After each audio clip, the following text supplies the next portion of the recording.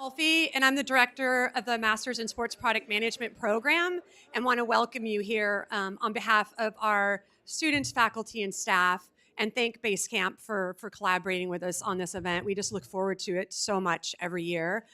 I also want to welcome you to the UO Portland campus. This is a brand new campus. How many people have been to this campus before? Okay, cool. So this is new to us. We moved here in September. Before we were located down in the White Stag building downtown. And this campus has been an incredible experience for us to collaborate across programs. There's about 10 programs here, mainly grad programs. And just having the space to come together for our students to gather, build community, and then also focus on their studies has just been an incredible boost, I think, for all of our programs. And we consider this kind of the sibling, smaller sibling or younger sibling of the Eugene campus. So thank you so much for being here. And following the panel, we will do a tour of our innovation lab. So if you're interested, we'll make sure that happens. I want to just share a little bit more about our program. I know we have alums here, we have prospects, current students. The Masters in Sports Product Management program was launched in response to industry demand to teach the business of the product creation lifecycle. So from concept to market. Our students start with consumer insights, a deep dive in consumer insights. They look at the business consumer, the problem they're trying to solve. There's a focus on business, global, and then creation and launching. And so the program was very intentionally mapped out to match the product creation life cycle from concept to market. And our students go through that entire process. We have a Portland-based program that's 18 months and an online program that's 21 months. Both of our programs are very hands-on learning. I think there's a few differentiators. First, we're the only program of its kind. In addition to the product creation lifecycle, a huge emphasis was teams. Teach people how to work on teams because we know how important it is in the sports and outdoor industry. One of the differentiators is that we have a makerspace in a business school. That's really rare. You might see a makerspace like in a design program or a lab in a chemistry program, but our students are actually making footwear, apparel, and accessories in a lab. They learn how to sew. And again, we welcome you to come check that out later. Another differentiator is that we take all of our students, Portland and online, to Asia their second year to see factories. So you actually see footwear and apparel factories producing large volumes of product.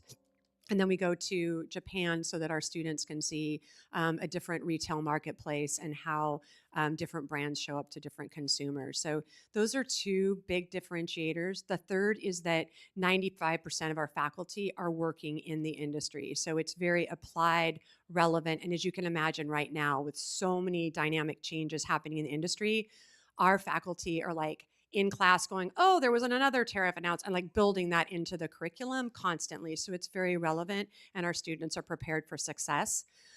This is our 10th year and we've graduated. Yeah, thank you. Thanks, I appreciate that. 10th year. And we have about 500 alums and 90% of those are working in the industry. So that's a real testament to the quality of our students, the faculty, and that what we're teaching in the classroom is relevant. So if anybody's interested in learning more about the program, our recruiters, Daisy and Andrew's over there raising his hand. Where's Daisy with her gold glittery hat? Well, you'll see her. Gold glittery hat with a green finger wandering around. Those are two recruiters. Talk to them. I also want to acknowledge our team who pulled this all together. Francine, Erica, Daisy, Andrew, Christina, Leslie, Francine. Who else did I miss anybody else? Tristan and Tyler, who are not here today. But anyway, we could not do this without our amazing team. So thank you all for being here. If you want a tour after this panel, meet Daisy and Andrew and we'll take you there. And thank you again to Basecamp and all the brands that are here joining us tonight. Thank you.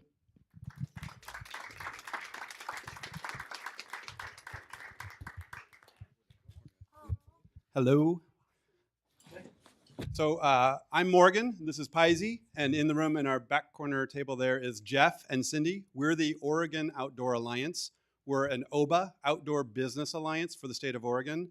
There is SOBAN, which is a national network of outdoor business alliances. We work basically to connect and cultivate the outdoor industry and economy.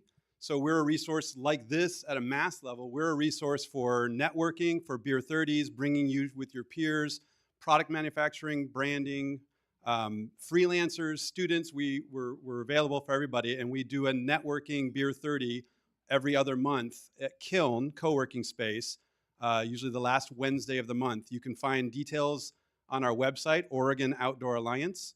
I'm going to hand over to Paisy here.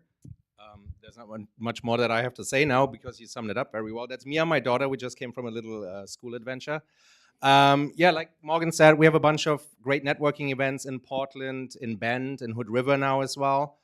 So for everybody who comes from outside of Portland, check out OregonOutdoorAlliance.com, like Morgan said. What else can I say? It's a fun industry to work in. So for everybody who's just graduating, you're gonna have a lot of fun. Like, you know, I come from the financial consulting industry in the past and started working in the outdoor industry 5 years ago, and it's probably the best time I ever had in my life. And yeah, what else can we say? That's it. That's OOA. Membership. We have a special student membership of $25, which is for the whole year, free attendance to all of our events. So it's a screaming deal. We also have individual memberships and business memberships. So you can come find out more from us if you find us at the corner table there. But there's a great support for students wanting to get into the outdoor industry. This is a good venue for you to network and meet industry people and find out what opportunities exist for you. Thanks.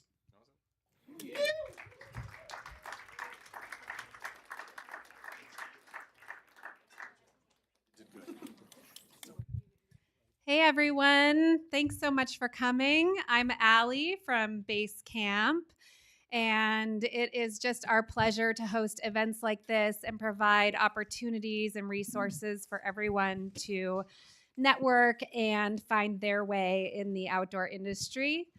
This is an industry that I've been in for probably a couple decades now, and have a real love for. And you know, when we started this as a Facebook group in 2017, it was really born of the outdoor industry, and it was always meant for everyone. So we always wanted it to be for people who are in the industry as well as people interested in the industry. So I'm glad to see each and every one of you here tonight, and I hope that you all make some really fruitful connections here.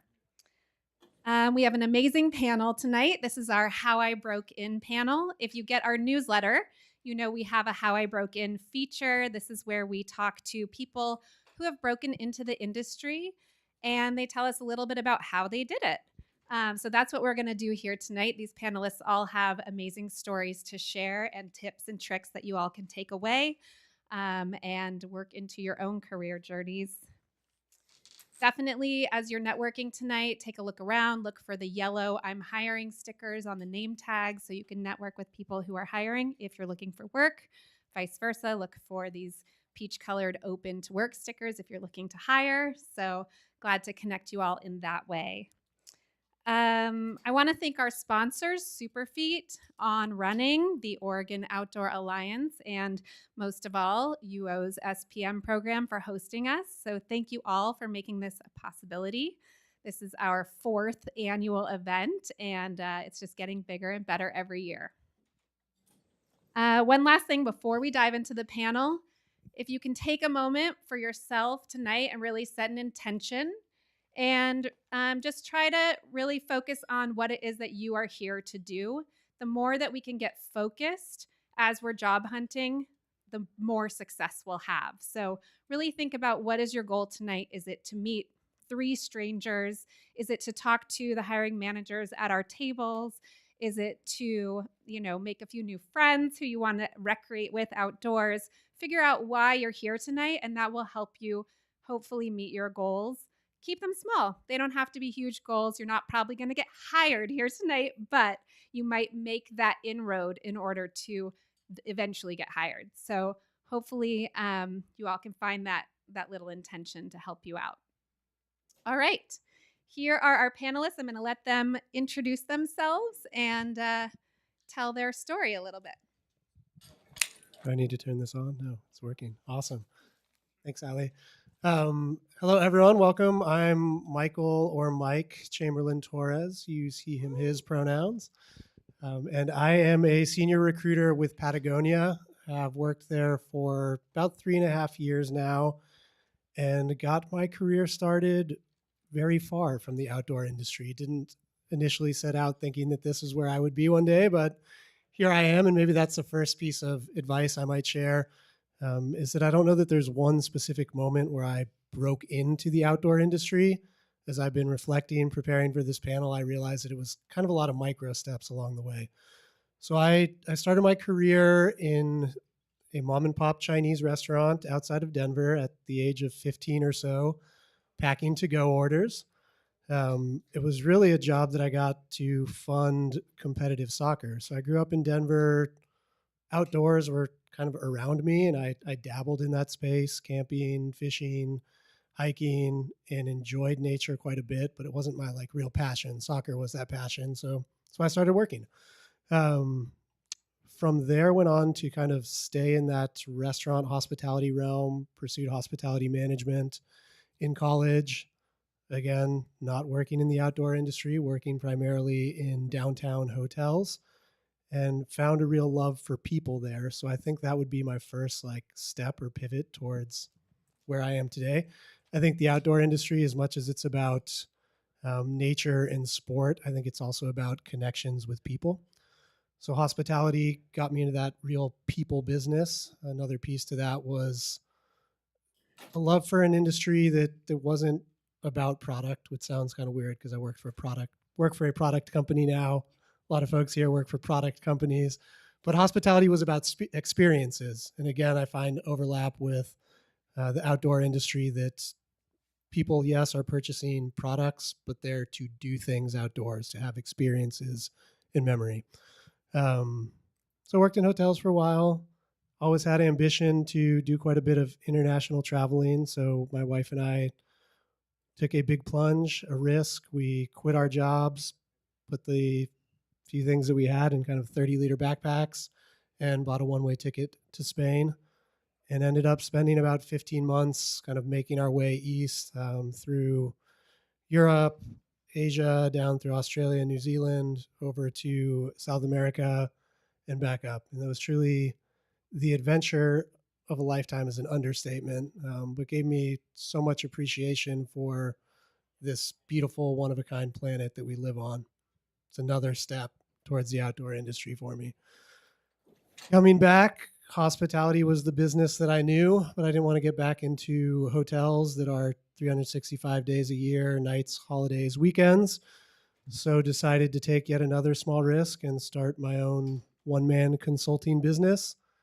And that's what ultimately led me into recruiting. I got connected with a hospitality recruiting agency that needed some contract recruiting support. Ended up working for about 7 or 8 years with Gecko Hospitality, working with a lot of different restaurants, hotels, resorts, country clubs. Some of that brought me a little bit closer to outdoor, working with some ski resorts here in the Western US. And then the pandemic hit. Anyone who was working during the pandemic, your job was probably affected in one way or the other. If you worked in hospitality, things ground to a halt pretty much overnight. And certainly no one was hiring. So it gave me some time and space to think about what I wanted to do with the next 40 some years that I had left in my career. And I realized that I didn't want to work just to make money for the sake of making money, but I wanted to work for a business and an organization with greater purpose. I've had the idea of maybe I'll get into the nonprofit sector. If any of you have pursued nonprofit work, but come from for-profit industry, that can actually be a tough thing to break into. But thankfully, when I was doing my recruiting work one day on LinkedIn, kind of when hospitality was starting to pick back up, I noticed through a connection that Patagonia was hiring for a 6-month contract recruiter. It was again, a big risk to try and step away from seemingly stable work that I'd known for 7 years, an industry that I'd worked in for 20 plus years, to pursue something totally different. But I knew enough about the brand and organization to know that the purpose and meaning that I was seeking were there. So I reached out to my contact. I think Allie's going to ask me about that a little bit later, so I'll save some of the story behind it. But went through our interview process. Am so grateful to be here on the stage today representing Patagonia. And thankfully for me, after that 6 months, there ended up being a permanent opening on the team that came up, and went for that as well. Here I am today speaking with you.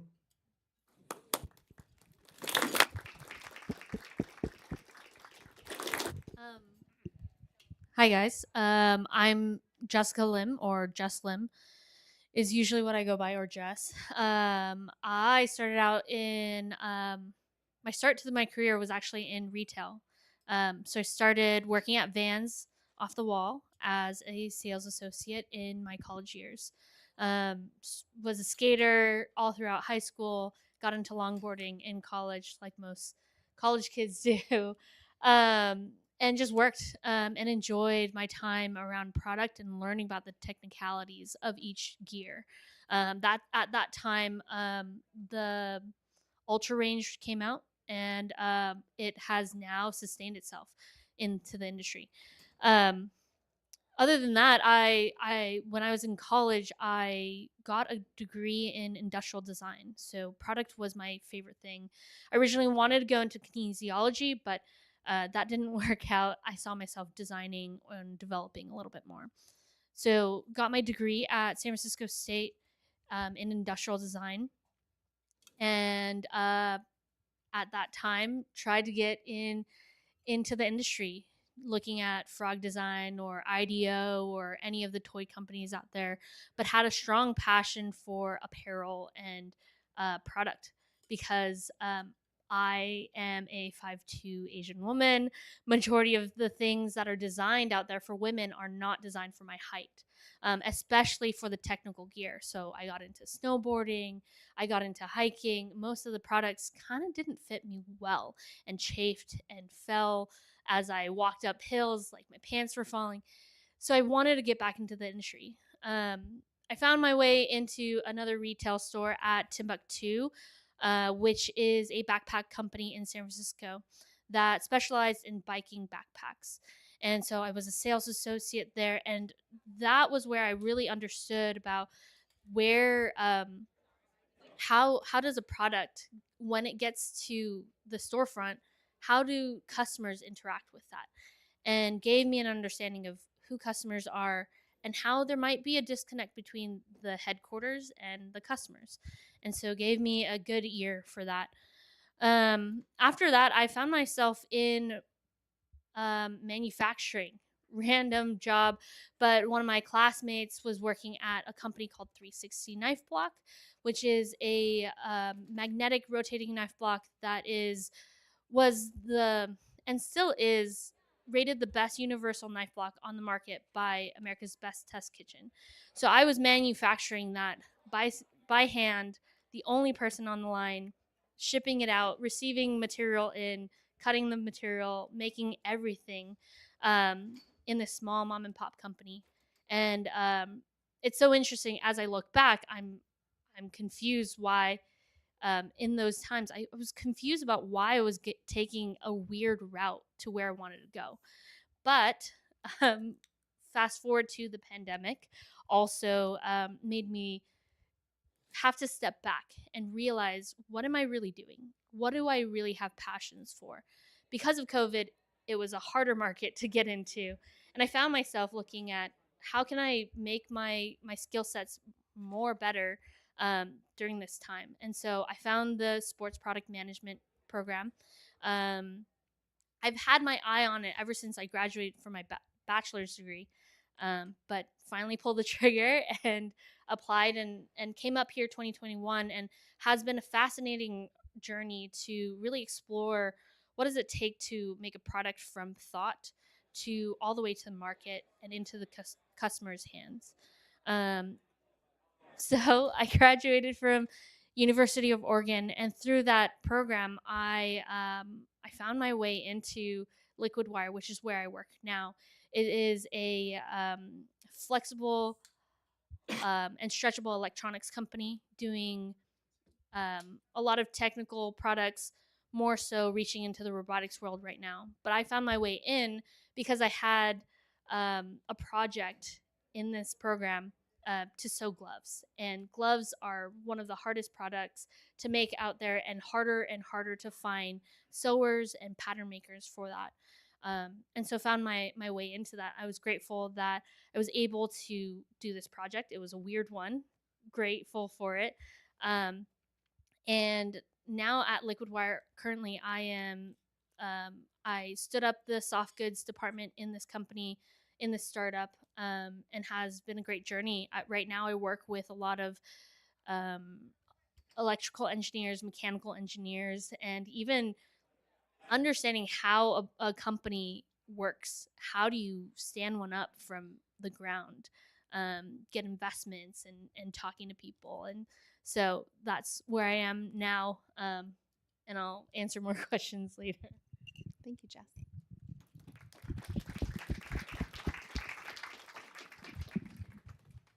Um, hello. Bottom. Takes a second. All right. Hello, everybody. Not working. Okay, I'm just gonna do yours. Hello, everybody. My name is Eric Bianco.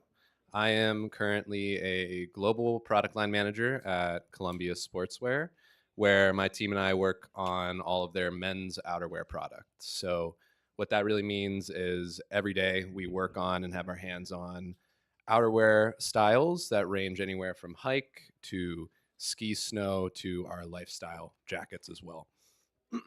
And my journey within the outdoor industry kind of started when I was pretty young. My mother actually convinced me to join the Boy Scouts when I was around 11 years old. And ever since, I've kind of always been an avid outdoors enthusiast, very, very passionate about the outdoors. And it's been a big part of my life, whether it's backpacking, snowboarding, rock climbing, etc. And I went to college down in New Orleans at Tulane University. I studied business and design.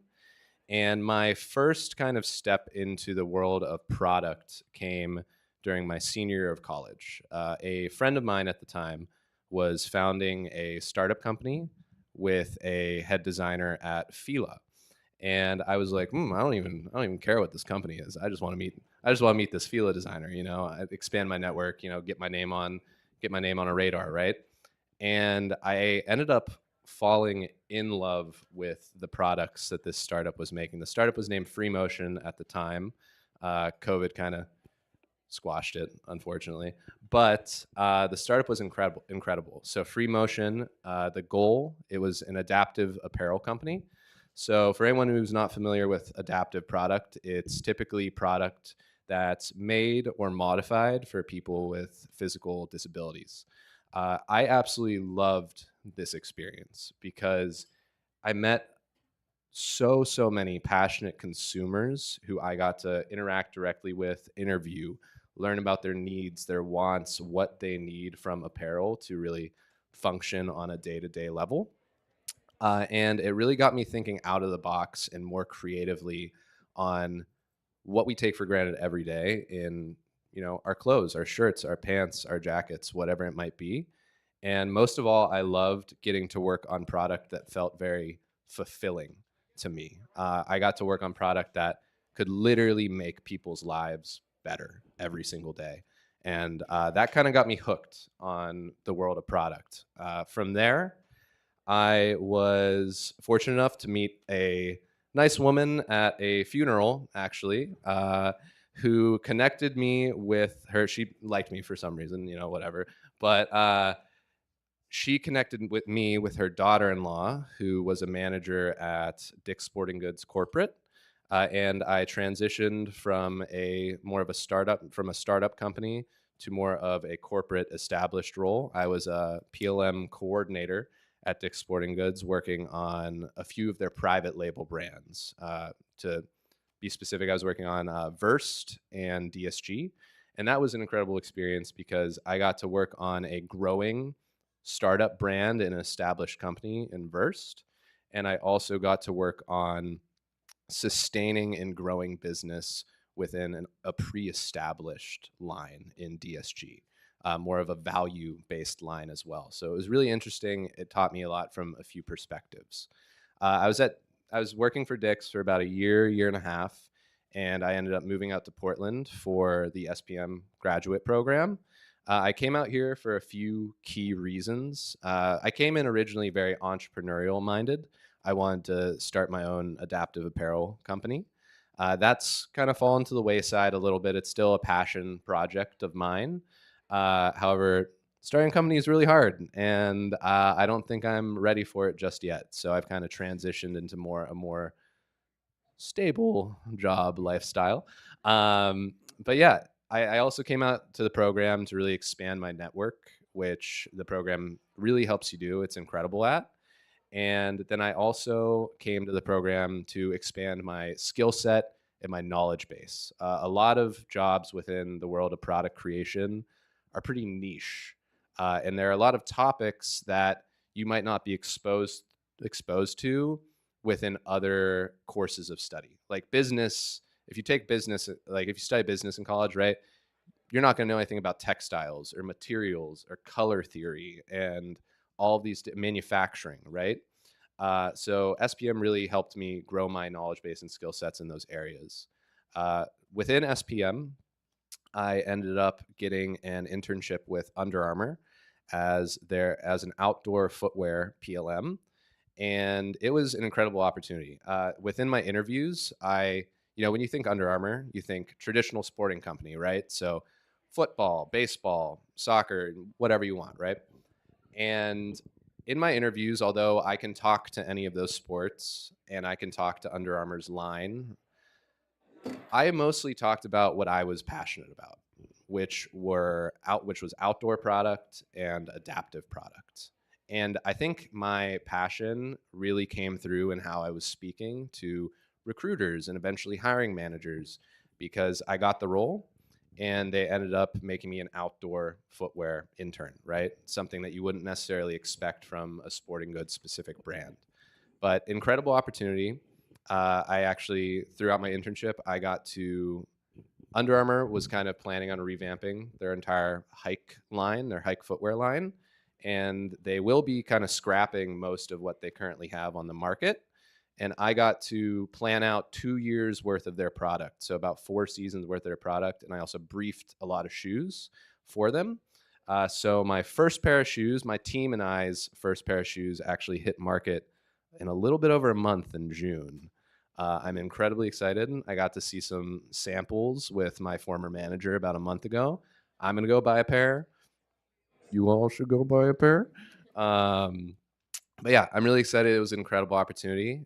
Then after my internship, I finished out the SPM program, and I ended up getting my current role at Columbia as a global PLM, working on their men's outerwear, where I absolutely love my company. I love the people I work with. It's been an incredible experience, and I am happy to answer any questions that come out of this panel, or if anyone has questions for me post-panel, I am happy to talk to anyone. Testing. Well, first and foremost, I want to thank the Basecamp team and the U of O SPM program for hosting today's event. It's truly an honor to be here to speak with you all today. My name is Joseph Vo. I'm the co-owner and COO of Silk Road Manufacturing. We are located in Seattle, Washington. We are a soft goods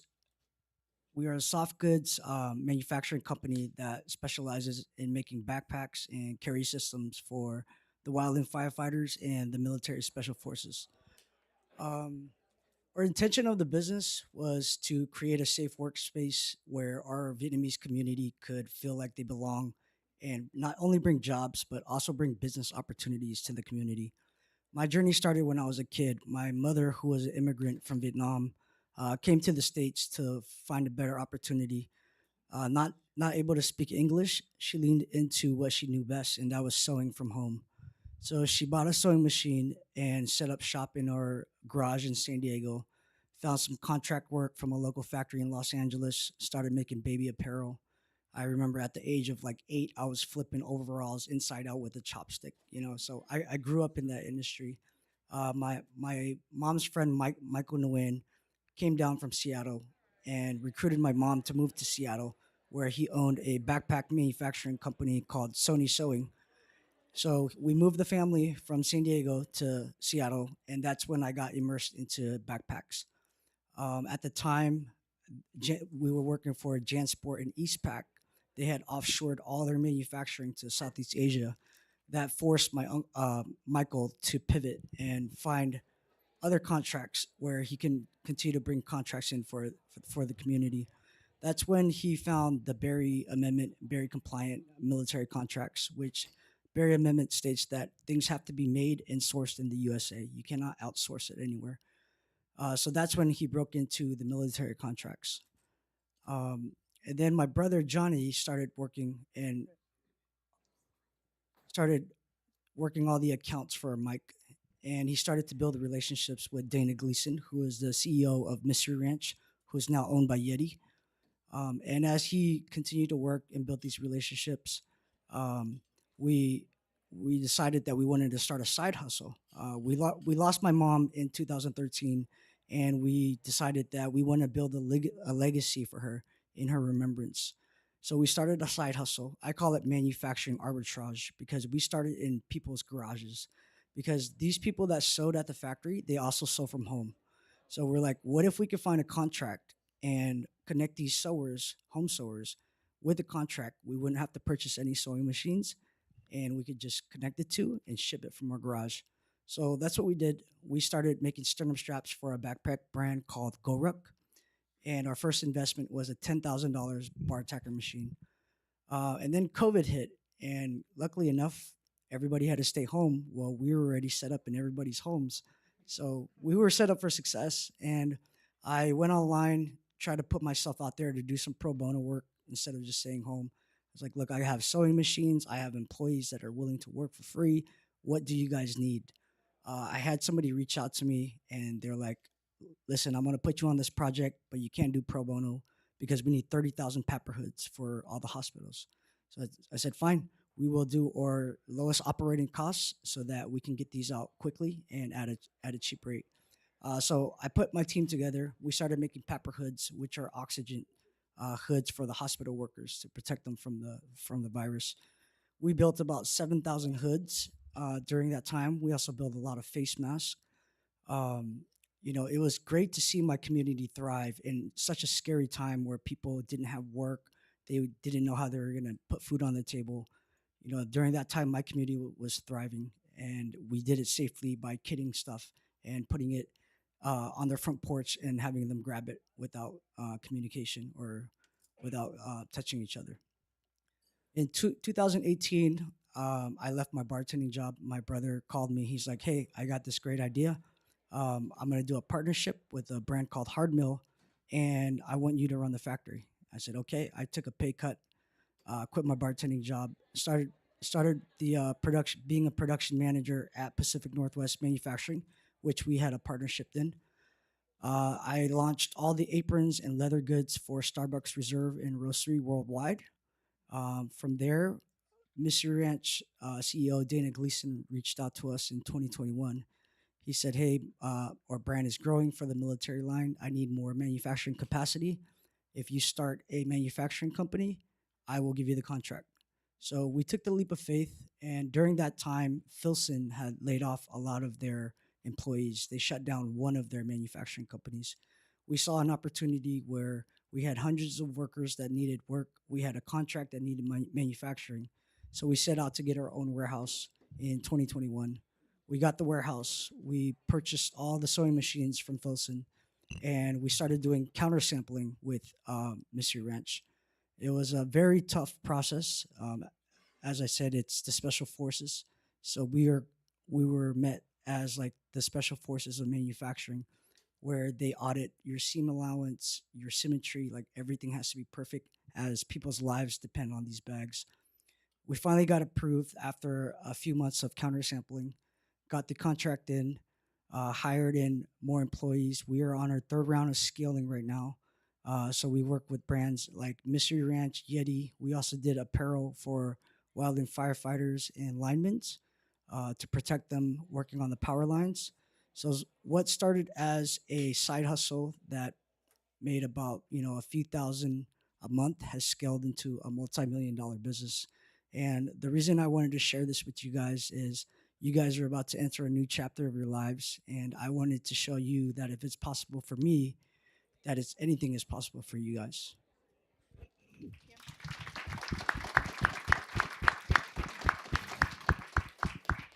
Okay, I'm checking. Am I live? Okay.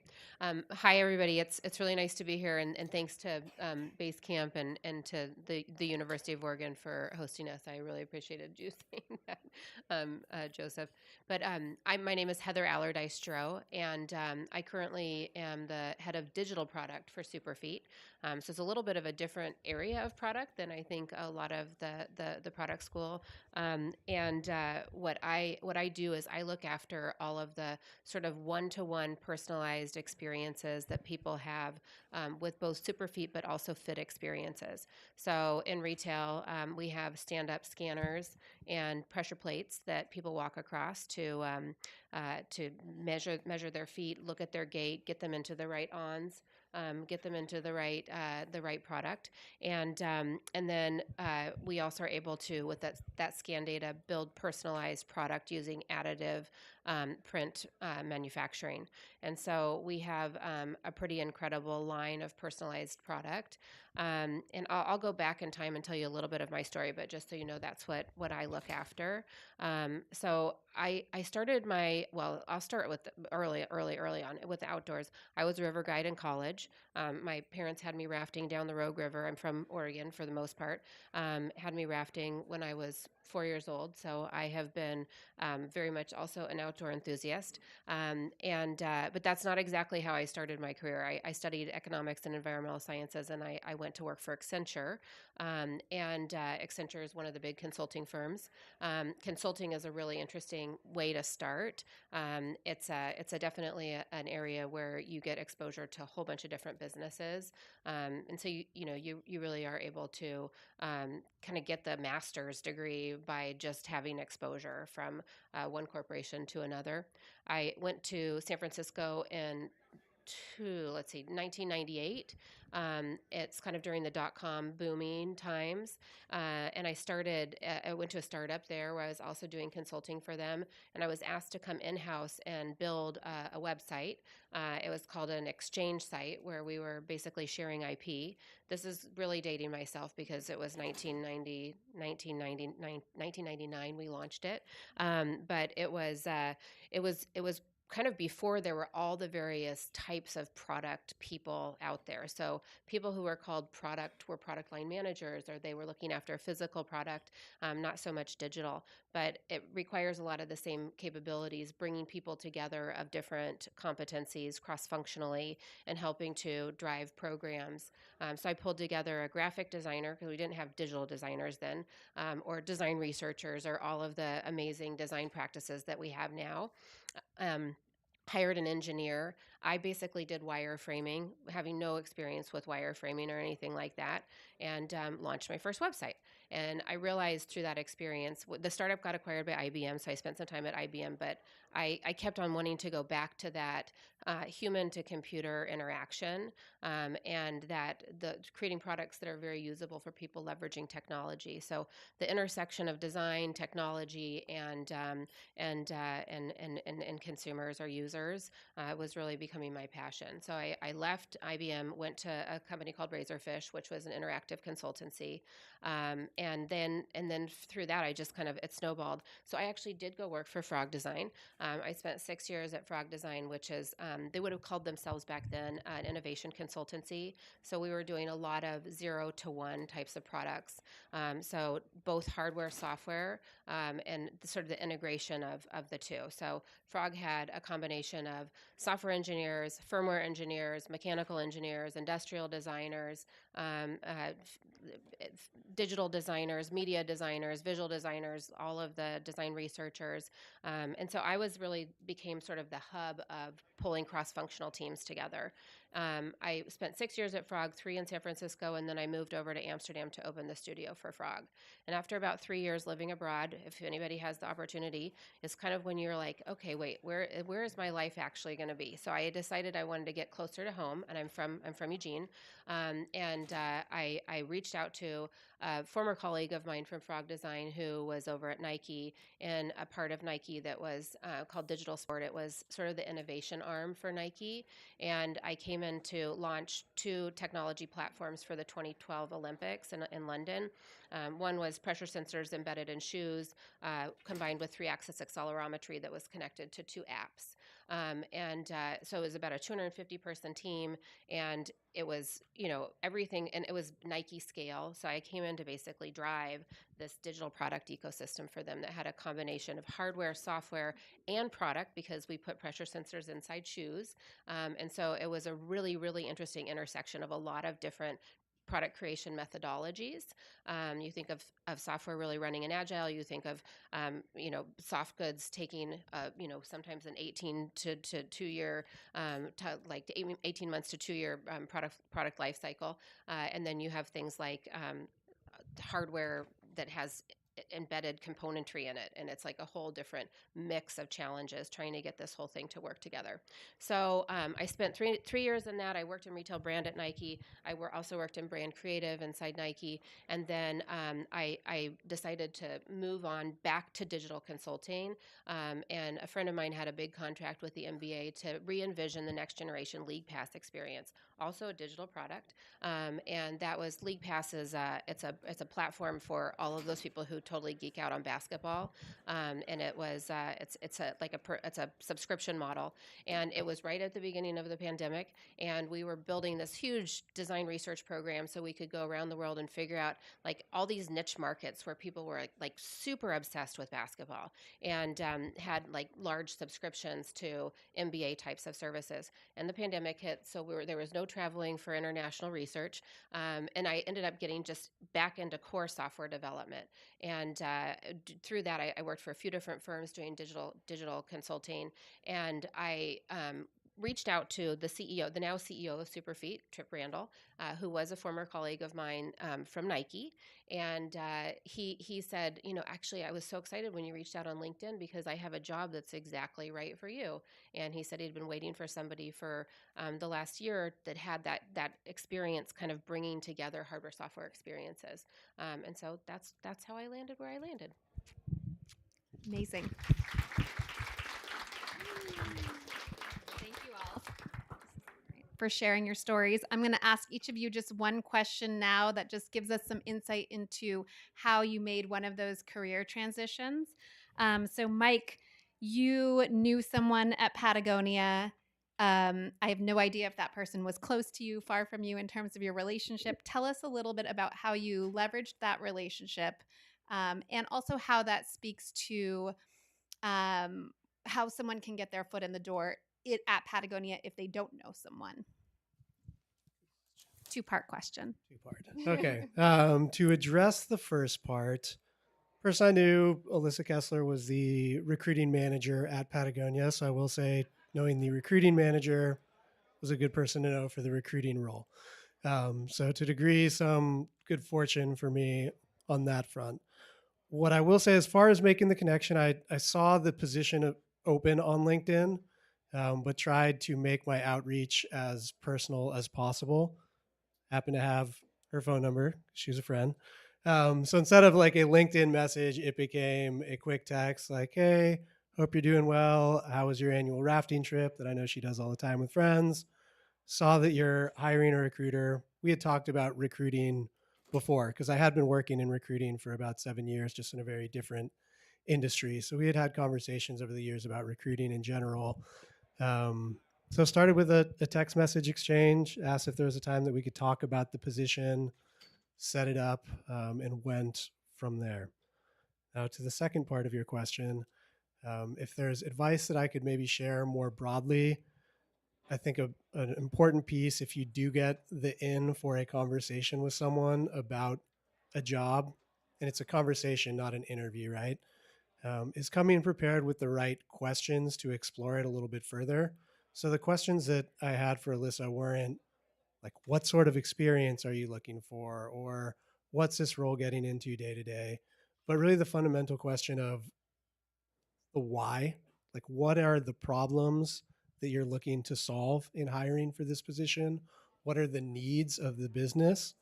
And then also discussing like candidly the things that I was looking for, what was important to me in a new company, a new role.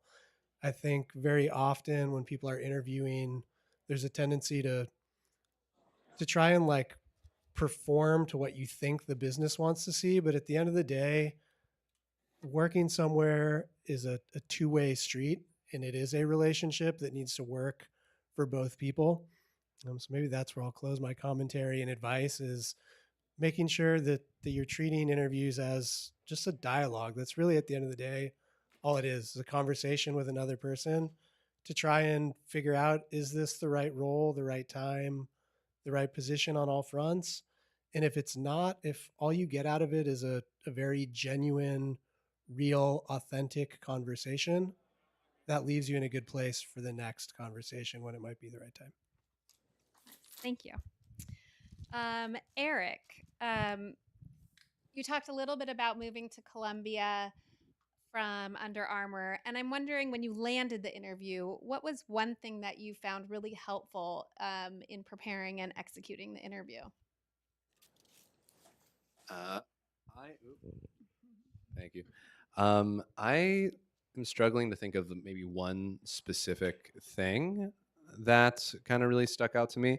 What has stuck out to me throughout my interview processes, regardless of company, is, I mean, I do what everybody should do prior to, right? You look at the company, you understand some of their product line, you understand some of their initiatives, or if you don't, even if you don't understand them, you take your best guess at understanding them, right?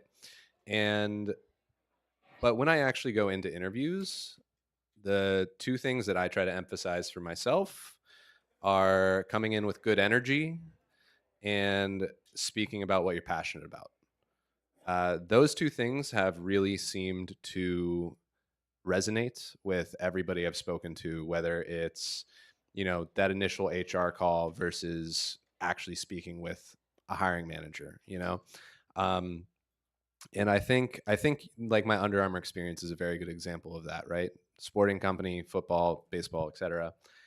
I barely touched on those topics throughout my interviews. I almost exclusively spoke to adaptive apparel product and my passion for outdoor products, because I think when you speak on what you're passionate about, I think that very deep level of knowledge comes out naturally, and I think it's very apparent that you care and that you're invested in this and you find it fun to those you're speaking with, right? And I think at the end of the day, that's what recruiters are looking for. They're looking for people who care. They're looking for people who they can see think deeply and think hard about the products and the topics and the experiences that you're trying to provide to, your end consumers at the end of the day.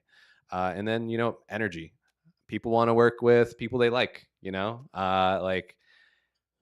you could have two people with the exact same resume in front of you, and like, I don't know, I'm not a recruiter. He's a recruiter, but like, I'm gonna pick the dude that I vibe with, right? I'm gonna pick the person that I have good rapport with, and that seems like I would like to, work with them on a day-to-day basis. So I think good energy is really, really important. Uh, One last thing that I just thought of is, for a few of the roles that I've gotten, more specifically for Under Armour and Columbia, uh, I don't do this for every job I apply to. I do it for the jobs that I really want. When I get to maybe the second round interview, like with the actual hiring manager, I take an extra step. And what I did for Under Armour and Columbia is I went out and I did my own case studies. I wasn't asked to do them, right? So like Under Armour is an easy example. For Under Armour, I went out to 4 or 5, something like that, Dick's Sporting Goods around the Portland area. I spoke with every single one of the footwear specialists in their stores, and I asked questions like, what are people buying? Why are people buying these? Why are you pushing them towards certain styles of shoes? And I put together a whole deck with kind of my findings and my personal opinions on what Under Armour could do to grow within different retail stores or within different categories of sport or outdoor. And I also think, yeah, like I don't think it's necessary to do those things, but I think when you take extra steps for something that you really want, uh, it shows the passion. It shows that you care. So those are my points. Nice. Jess, you've really worked. You've worked every part of the production process, from getting your hands on the product and making it yourself to packaging. What do you think that has done for you to have worked every portion of the process and where you are today? Good question. Yeah. Going into them, I didn't realize that all these different jobs would pan out to working at a startup, right? These roles have made me versatile and understanding each each nuances of every part of the product. Um, Remind me your question one more time. Yeah, just how has every step of the production process that you've worked really led you to where you are today, Yeah, when maybe you didn't see those things right. as Yeah. leading to this holistic end? Yeah.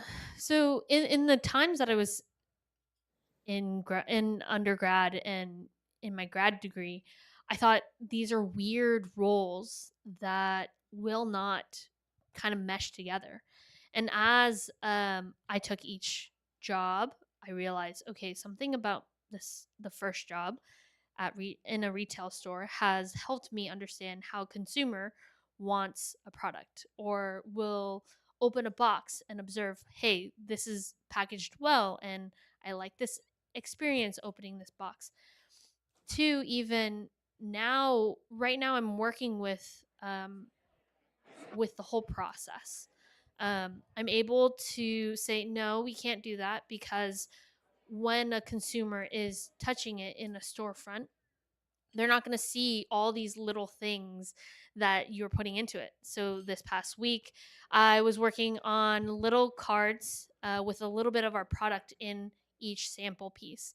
And our engineers and our marketing team were kind of communicating and arguing and talking past each other about what is the title on this page going to be.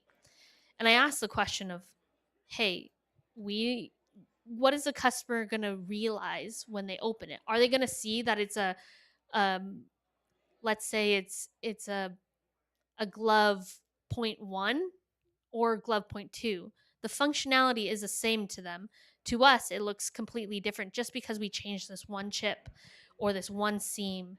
Um, and so, with my past experiences, it's allowed enabled me to step back from the initial problem and observe, okay, what is the end goal?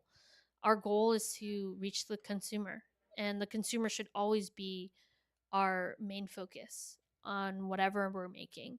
And so, with every job that you take, even if it's slightly out of your direction that you want to go, it it might help you later down the line in ways that you would never imagine.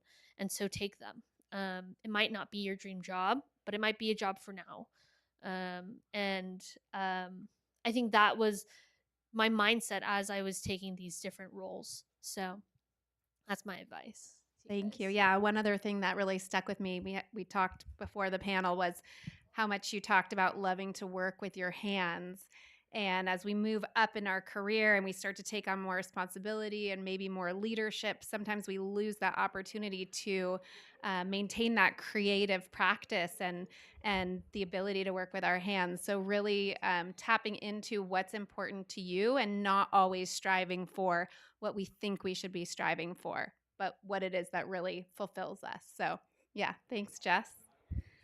Joe, you have worked with many different companies, made partnerships with different companies. Sometimes it is hard to find the right contact at a company, whether it's a recruiter for hiring or someone for a partnership or manufacturing. Tell us a little bit about that process of finding the right contacts to get outdoor clients or jobs. Yeah, I would say that goes back to the networking part, right? Um, Building those relationships and building that trust with a military contract like Dana Gleason and Mystery Ranch. Um, that's something that takes time. So definitely getting out and networking. I would add to it what my life coach calls value mindset. I took a pay cut from a bartender to start production manager that I knew nothing about. And instead of focusing on how much you're going to get paid, look at it from a value standpoint. How much value is it going to bring? Reflecting now, I saw that the value I got was through my network, networking with other sewing operators, other brands, suppliers, pattern makers, marker makers. I have a vast network of everybody that I need in each part of the supply chain now. So instead of focusing on money, ask yourself, how much value is this job going to bring me? Is it going to teach me a skill set that I can take and propel my career into the next field? So yeah, I would say value mindset. Okay, and if you were here tonight as a person here networking, what's one piece of advice you have for introducing yourself or networking, growing your network here? I would just say authenticity. Just be yourself. Stay true to yourself and be yourself. And if it's meant to work, it'll work. Thank you. All right, Heather, you told a little story to us in our panel call about how to upskill within the job that you're currently in, and I would love for you to share that story with everyone. Yeah, I would say, it's always important to find opportunities to go above and beyond and to try different things out, especially, in the world of product where you are working with so many people who are in cross-functional capabilities. I would say that at Nike, I was given the opportunity to do 3 stretch assignments, and I took them every time. And in those stretch assignments, I was able to build deeper, stronger relationships with people I wouldn't have had otherwise. And I agree with what Joseph said about just the network is precious, and maintaining the relationships over time is precious. And if somebody has seen you go above and beyond, you're standout to them. Whether they move on to another organization or they are looking for somebody for a specific role. And then again, the network is so precious. You want to maintain it. So it means you're not just reaching out to those leaders at the time when you need something. You're continuing to stay in constant contact, not constant contact, not annoying contact, but the like you want to make sure that you're really keeping those relationships precious over time. But being able to demonstrate your ability to work in capacities that you've never worked in before and going above and beyond is definitely something that has you be a standout. And I'll have to reiterate something Eric said, which is, energy and bringing the energy and positivity. People want to work around people who are positive, and they want to work around people who are competent and who are team players. And it's all about being able to lift each other up. And if you demonstrate those qualities, in your networking in school, in your networking in the world, you will also be standout. Thank you. Thank you to all our panelists. That was great advice. We loved hearing your stories. Give them a round of applause. Thank you all for hanging around, listening, learning with us, collaborating here at Basecamp. Other ways that you can network through Basecamp, you can come on the Facebook group. If you're on Facebook, I get it. You can post an intro there and have, folks in the community talk to you there about what you're interested in. Receive our newsletter, look for opportunities there, come to events like this. We have another one in Denver next month at the Outside Festival at the end of May. And mingle tonight. Introduce yourselves. We're all here for the same reasons. So, please don't be shy. Everyone has a story to tell, something to say. So ask a question, get the other person talking first, and that takes the pressure off of you. So have a great time. If you'd like to take a tour of the lab here at the SPM program, you can go out into the lobby here, and there will be students bringing people over to the lab. So you can check it out. It's really, really cool. I saw it today. Awesome. Thank you so much. Another round of applause for our panelists. And thank you so much to Basecamp for collaborating on this. Leslie over there with the backpack is going to be, she and I are going to be leading the tour of the lab. So if you're interested in going and checking our innovation lab, just meet us over there and we'll show you. So thanks again for everybody for taking time tonight. We really appreciate it and have a great evening. Thank you all.